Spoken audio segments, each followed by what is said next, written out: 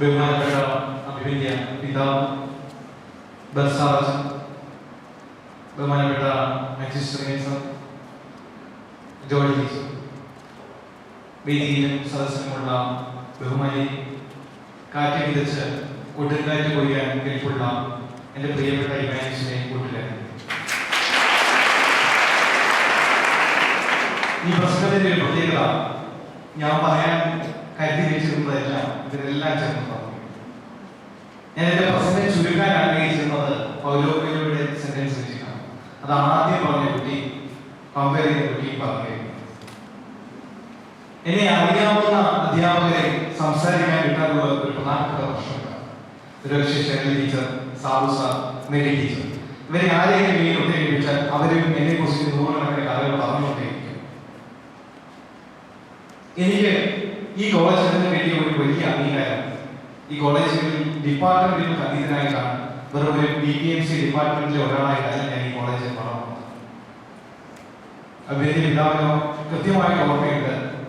ഇവിടുത്തെ ഒരു 1ാം വർഷ വിദ്യാർത്ഥിയായിട്ട് ഒരു ദിവസം വെളുപ്പിനെ ഞാൻ ഇംഗ്ലീഷിലെ റോബിന് കൂടി വെളുപ്പിനെ ഒരു 6:30 അന്നത്തെ നമ്മുടെ കോളേജിലെ പ്രിൻസിപ്പളായിരുന്ന പാറ്റയിൽ അച്ഛനെ ചെന്നിട്ട് അച്ഛൻ്റെ ഹോസ്റ്റലിലെ റൂമിൽ ചെന്നിട്ട് വെളുപ്പിനെ വിളിച്ചു വന്നിരിക്കും. ചങ്ങനാശ്ശേരി SB കോളേജിലേക്ക് പോകാൻ വണ്ടിക്കൂലി 500 രൂപ. എനിക്ക് ചോദിക്കാൻ പറ്റും. റോബിൻ പറഞ്ഞു, റോബിൻ ചോദിക്കാം. പിതാവിൻ്റെ കയ്യിൽ നിന്ന് 500 രൂപയും മേടിച്ചിട്ട് ചങ്ങനാശ്ശേരി SB കോളേജിൽ പോയി 2000 രൂപയുടെ 1ാം സമ്മാനം മേടിച്ച് തിരികെ വീണ്ടും പിതാവിൻ്റെ അന്ന് തുടങ്ങിയ യാത്രയാണ്. കേരളത്തിൽ ഇവാനുവേഷനെ റെപ്രസെന്റ് ചെയ്ത് ഞങ്ങൾ പോകാത്ത കോളേജുകളില്ല. എല്ലാ മത്സരങ്ങളിലും പോകുമ്പോൾ ഇവാനുവേഷൻ എന്നുള്ളൊരു വികാരമുണ്ടായി. ഓൾ സയൻസ് കോളേജിനെ തോൽപ്പിച്ച് SCTയുമായി 25 പോയിന്റ് വ്യത്യാസമുള്ളപ്പോൾ ഞാൻ എൻ്റെ കോൺട്രിബ്യൂട്ട് ചെയ്ത 37 പോയിന്റുകൾ മലയാള കഥ, കവിത, ഉപന്യാസം, പ്രസംഗം, ഡിബേറ്റ്, ക്വിസ് അന്നൊരു ആവേശമായിരുന്നു. ആ ആവേശം കിടാതെ സൂക്ഷിച്ചതുകൊണ്ട്, ഒത്തിരി പേരെ സഹായിച്ചതുകൊണ്ട്, അപരിചിതരായ ഒട്ടേറെ ആളുകൾ ജീവിതം മാറ്റിയെഴുതിയതുകൊണ്ട്, ഒരുപക്ഷെ അതുകൊണ്ട് തന്നെ ആയിരിക്കണം ഈ സിവിൽ സർവീസിന്റെ നേട്ടം ഈശോയിലേക്ക് സമ്മാനിച്ചു. എനിക്ക് നന്ദി പറയാനുള്ളത് ഇതിന്റെ 1ാം നിരയിലും 2ാം നിരയിലും ഇരിക്കുന്ന അധ്യാപക സമൂഹത്തോടാണ്. രണ്ടാമതായി നന്ദി പറയേണ്ടത് നിങ്ങൾ ഈ ഇരിക്കുന്ന ഈ ഹാളിന്റെ തൊട്ട് താഴെയുള്ള ഹാളുകളാണ്. ആ ഹാളിൽ പണ്ടൊരു ഗുണമണി സാർ ഉണ്ടായിരുന്നു. വൈകുന്നേരം 3:30 ക്ലാസ് കഴിഞ്ഞ് ലൈബ്രറിയിൽ വന്ന് വായിക്കുന്ന ഒരു പയ്യന് ആരും കാണാതെ റൂൾസ് തെറ്റിച്ച് കോമ്പറ്റീഷൻ സക്സസും കോമ്പറ്റീഷൻ റിഫ്രഷറും കാണാതെ എടുത്തു കൊടുത്ത് പിറ്റേ ദിവസം ആരും കാണാതെ ആ പുസ്തകം തിരിച്ച് ഗുണമണി സാറിന്റെ കയ്യിൽ എത്തിക്കുന്ന ഒരാളായിരുന്നു ഹിന്ദിയിലെ യോഹന്നാൻ സാർ. ഇപ്പോഴും ഞാൻ സാറിന്റെ വീട്ടിൽ പോകാറുണ്ട്, സാറുമായി സംസാരിക്കാറുണ്ട്, സാറിന് വേണ്ടി ട്രാൻസ്ലേഷൻ വർക്കുകൾ ചെയ്യാറുണ്ട്. എനിക്കറിയില്ല ഞാൻ എന്തുകൊണ്ടാണ് ഇവരെയൊക്കെ പരിചയപ്പെട്ടത്, എങ്ങനെയാണ് ഇവരുമായി ഇടപെട്ടത്. തൊട്ടു മുമ്പിലിരിക്കുന്ന ആനന്ദ ടീച്ചർ എനിക്ക് കോളേജിൽ വരുന്നതിന് മുമ്പേ ഒരു പുസ്തകത്തിലൂടെ ഞാൻ പഠിച്ച +2 സയൻസ് പുസ്തകം എന്റെ ടീച്ചറാണ്. ഇങ്ങനെ ഒട്ടേറെ ആളുകൾ ഒരുപക്ഷെ ഞാൻ ഒരിക്കലെങ്കിലും ഇരിക്കണമെന്ന് ആഗ്രഹിച്ച ഒരു ക്ലാസ്സാണ് ജെ തോമസ് സാറിന്റെ ക്ലാസ്.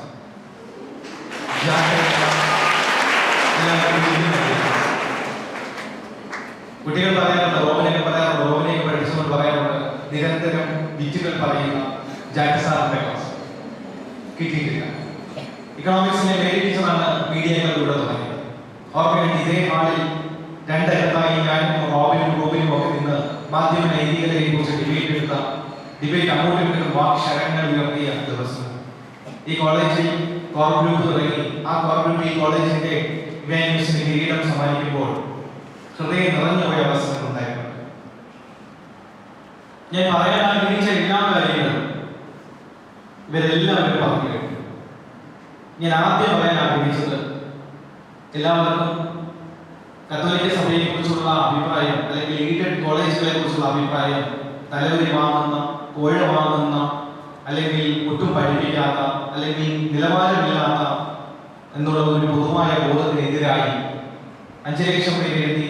ആ 5 ലക്ഷം പേരിൽ നിന്ന് 13,000 പേരിലേക്ക്, 13,000 പേരിൽ നിന്ന് 3,000 പേരിലേക്ക്, 3,000 പേരിൽ നിന്ന് അവസാനത്തെ 1000 പേരിലെ 224-ാമനായ ലിബിൻ രാജ് അഭിമാനപൂർവ്വം പറയുന്നു, ഈ കത്തോലിക്ക സഭയുടെ മാർഗ്ഗം പിതാവും ഈ ഇരിക്കുന്ന അഭിമന്യ പിതാവും ഒരു പൈസ പോലും തലവരി വാങ്ങാതെ, കോട്ടയം ഒരു പൈസ പോലും ഫീസ് വാങ്ങാതെയാണ് നാരായണ എന്ന കുഗ്രാമത്തിൽ നിന്ന് വന്ന ഈ ലിപിൻ രാജിനെ പഠിപ്പിച്ചത്. ഇതൊന്നും പറഞ്ഞു പോയില്ല. ഒരുപക്ഷെ ഈ കോളേജിന്റെ സെക്യൂരിറ്റിയായ കൃഷ്ണേട്ടൻ മുതൽ കോളേജിന്റെ ക്യാൻറ്റീനിലുള്ള കോലാപ്പിച്ചേട്ടൻ മുതൽ കോളേജ് ബസിന്റെ പഴയ ഡ്രൈവർ വരെ എന്നോടൊപ്പം ഉണ്ടായിരുന്നു. എനിക്കറിയാത്ത ഒരു അധ്യാപകൻ വരെയും. അതിന് കാരണം ഞാൻ നമ്മുടെ കോളേജ് ബസ്സിന്റെ ഡ്രൈവറാകാൻ കാരണം ആലപ്പുഴയിൽ എസ് എൻ കോളേജിൽ പ്രസംഗ മത്സരം നടക്കുകയാണ്. പ്രസംഗ മത്സരത്തിന് ഞാൻ 1ാം വർഷം എടുത്ത് പങ്കെടുക്കുമ്പോൾ രാത്രി 2 മണിക്കാണ് എന്റെ ഊഴമാണ്. 86 പേർ കേരള യൂണിവേഴ്സിറ്റിയിൽ നിന്ന് പ്രസംഗത്തിന് മാറി. കോളേജ് യൂണിയൻകാര് പെൺകുട്ടികളുടെ തിരുമാതിര കഴിയുമ്പോഴേ തിരിച്ചു. ഫുഡൊന്നും കിട്ടാതെ ഒരു ക്ലാസ് മുറിക്കകത്ത് നിൽക്കുകയാണ്. ഉണ്ടായിരുന്നത് കോളേജ് ബസ്സിന്റെ ഡ്രൈവറാണ്. എന്റെ വിജയം ഞാൻ ആദ്യം പറഞ്ഞതും അത് അനൗൺസ് ചെയ്തപ്പോൾ ആദ്യം പറഞ്ഞതും ആ കോളേജ് ബസ്സിന്റെ ഡ്രൈവറാണ്. ഒരുപക്ഷെ അദ്ദേഹത്തിന് വരെ ഒരു സ്വന്തം അച്ഛനെ പോലെ ഒരു മത്സരത്തിന് തുടക്കം മുതൽ അവസാനം റിസൾട്ട് വരുന്നത് വരെ ആകാംക്ഷയോടെ കാത്തിരിക്കുന്ന, നമുക്ക് വേണ്ടി നമ്മളുമായി ഒരു ബന്ധവുമില്ലാതെ കാത്തിരിക്കുന്ന ഒട്ടനവധി ഒരു ഫോട്ടോ സ്റ്റാറ്റിനിടയിലെ ഒരാൾ ജീവിതം മാറിയമായ ന്യൂസിലേക്ക് പറിച്ചുണ്ട്. കോഴഞ്ചേരി സെന്റ് തോമസ് കോളേജിൽ ജോയിൻ ചെയ്ത് 2 ആഴ്ച കഴിയുമ്പോൾ ഒരു ഫോട്ടോ സ്റ്റാറ്റ് കലാകാരനാണ് എന്നോട് പറയുന്നത് തിരുവനന്തപുരത്ത് ഇങ്ങനെ ഒരു കോളേജ്. അങ്ങനെ ഞാൻ ജേർണലിസം ഉള്ള കേരളത്തിലെ 2 കോളേജുകളാണ്. ഒന്ന് വയനാട്ടിലെ NMSM government college, 2 Mariamma college. വയനാട്ടിലെ NMSM ഗവൺമെന്റ് കോളേജിലേക്ക് വിളിച്ചു ചോദിച്ചു. ഭാഗ്യത്തിന് അവിടുത്തെ കോളേജിലെ അഡ്മിനിസ്ട്രേറ്റീവ് ഓഫീസർ പറഞ്ഞു, എന്റെ കുഞ്ഞ് ഇങ്ങോട്ട് വരരുത്, ഇവിടെ ഹോസ്റ്റലിലേക്ക് ഇറങ്ങുന്ന സ്ഥലങ്ങളാണ്, അവിടേക്കാണ് ഹോസ്റ്റൽ. മാരിയമ്മ വന്നു. മാരിയമ്മ എൻട്രൻസ് എഴുതി കഴിഞ്ഞപ്പോൾ എനിക്ക് അഡ്മിഷൻ കാർഡ് വന്നു. എനിക്ക് ഓർമ്മയുണ്ട്, നാരായണത്ത് നിന്നും വെളുപ്പിനുള്ള തിരുവനന്തപുരം വണ്ടിയിൽ ഈ കോളേജിൽ വന്നിട്ട് ഞാൻ ഈ ഹാളിൽ ഇവിടെ വന്നപ്പോൾ ഷെയർ ടീച്ചർ കഴിഞ്ഞിട്ടുണ്ട്. ഷെയർ ടീച്ചർ ഞാൻ പറഞ്ഞു, ടീച്ചറെ എനിക്ക് 6ാം റാങ്ക് ഒരു BBM റാങ്ക് ലിസ്റ്റില്, പക്ഷെ എനിക്ക് അഡ്മിഷൻ കാർഡ് ഒന്നും വന്നില്ല. അപ്പൊ ടീച്ചർ എന്നോട് പറഞ്ഞൊരു പറച്ചിലുണ്ട്, ഞങ്ങൾ നിന്നെ നോക്കിയിരിക്കുകയായിരുന്നു. ഒരുപക്ഷെ ആ പോസ്റ്റ് കാർഡ് എനിക്ക് കിട്ടാതിരുന്നെങ്കിൽ എന്തുകൊണ്ടാണ് ഞാൻ വന്നത്? ഒരുപക്ഷെ ആ സീറ്റ് മറ്റാർക്കെങ്കിലും കൊടുക്കേണ്ടതാണ്. ക്ലിമീസ് പിതാവിനെ കോഴഞ്ചേരിയിൽ നിന്നും പൊട്ടിച്ചെറിയാൻ എന്ന അപരിചിതൻ വിളിച്ചു പറയുന്നു. ആ അപരിചിതൻ തിരുവല്ലയിലുള്ള, അതും വേറെ സമാധാനമാണ്, ലിനോജ് ചാക്കോ എന്ന ആളോട് പറയുന്നു. ലിനോജ് ചാക്കോ ക്ലിമീസ് പിതാവിന്റെ അസിസ്റ്റന്റായ ബോബോസ് അച്ഛനോട് പറയുന്നു. അച്ഛൻ ക്ലിമീസ് പിതാവിന്റെ ശ്രദ്ധയിൽപ്പെടുത്തുന്നു. ക്ലിമീസ് പിതാവ് കോളേജിലേക്ക് വിളിച്ചു പറയുന്നു. അതിന് സമാന്തരമായ ഒരു ദിവസം ഞാൻ ബാലൻ സെക്രട്ടറിയുണ്ടായിരുന്ന കാലത്ത് ബാലൻ സെക്രട്ടറി രക്ഷാധികാരിയായിരുന്ന തോമസ് അഞ്ചാനി സാർ, കാട്ടുകൈ അച്ഛൻ കടമനിടക്കാരനായതുകൊണ്ട് ഇന്നത്തെ പിതാവിനോട് അന്ന് വിളിച്ച് പറയാമെന്ന് പറഞ്ഞ് അന്ന് വിളിച്ചു പറഞ്ഞു. അന്ന് ഞാൻ വന്നപ്പോൾ ആ കോളേജിന്റെ പ്രിൻസിപ്പൽ ഓഫീസിൽ ഇരിക്കുമ്പോൾ കാട്ടുകൈ ചോദിച്ച ചോദ്യം, മോനെ നിനക്ക് ഇതൊക്കെ എടുക്കാൻ പറ്റുമോ, BBM എടുക്കാൻ പറ്റുമോ, 3ാം വർഷം ഒരു ഫിലിം ഒക്കെ പിടിക്കണം, അതിനൊക്കെ കാശ് കൊടുക്കണം, എന്ത് ചെയ്യും? അന്നൊരു ആഗ്രഹം ഉണ്ടായിരുന്നു, ഒരു ജേർണലിസ്റ്റ് ആണ്. സിവിൽ സർവീസ് പണ്ടേക്കോ മനസ്സിൽ കരുതി വെച്ചിട്ടുള്ള ഒരു ആഗ്രഹമാണ്. പിന്നീട് പതുക്കെ ഉയർത്തിക്കൊണ്ട് വന്നതാണ് സിവിൽ സർവീസ് ആഗ്രഹം. ഒരുപക്ഷെ ഈ 224ാം റാങ്ക് ഇന്ന് കിട്ടിയില്ലെങ്കിൽ ഞാൻ എന്റെ ജീവിതത്തിലെടുത്ത ഒട്ടേറെ തെറ്റായ തീരുമാനങ്ങൾ പാളിപ്പോയ ഒരാളായിരുന്നു. നിങ്ങളുടെ മുമ്പിൽ നിൽക്കാൻ എനിക്ക് യാതൊരു യോഗ്യതയുമില്ലാതെ.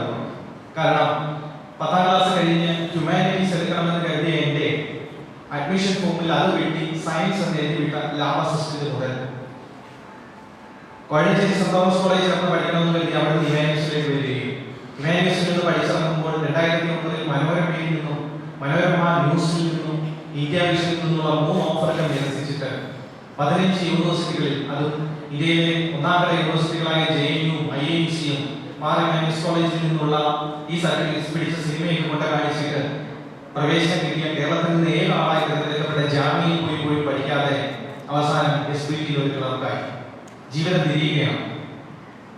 ഇപ്പോഴും എന്നെ വിട്ട് മാറാത്ത ഒരു പ്രേതം കടക്കുകയാണ് എന്റെ ഈ ജേർണലിസം പഠിച്ചിട്ട് ബാങ്കിലേക്കുള്ള പോകും.